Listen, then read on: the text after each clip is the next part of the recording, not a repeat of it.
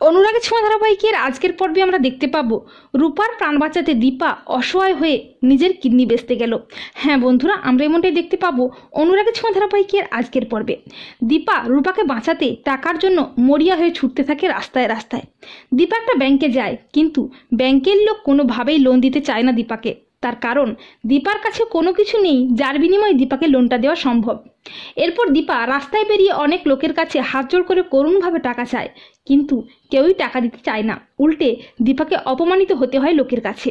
তাই দীপা কোনো উপায় না পেয়ে সব শেষে হাজির হয়ে যায় কিডনি বিক্রির জন্য একটা ডোনার ক্যাম্প হসপিটালে, যেখানে মানুষ কিডনি, চক্ষু এই সমস্ত বিক্রি করে। সেখানে দীপা করুণভাবে অনুরোধ করলে তারা কিডনিটা নিতে রাজি হয়ে যায়।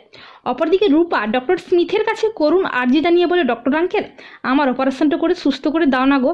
আমি বড় হয়ে অনেক বড় ডাক্তার হয়ে তোমার সব টাকা শোধ করে দেবো। তুমি শুধু মায়ের কাছ থেকে টাকাটা নিও না।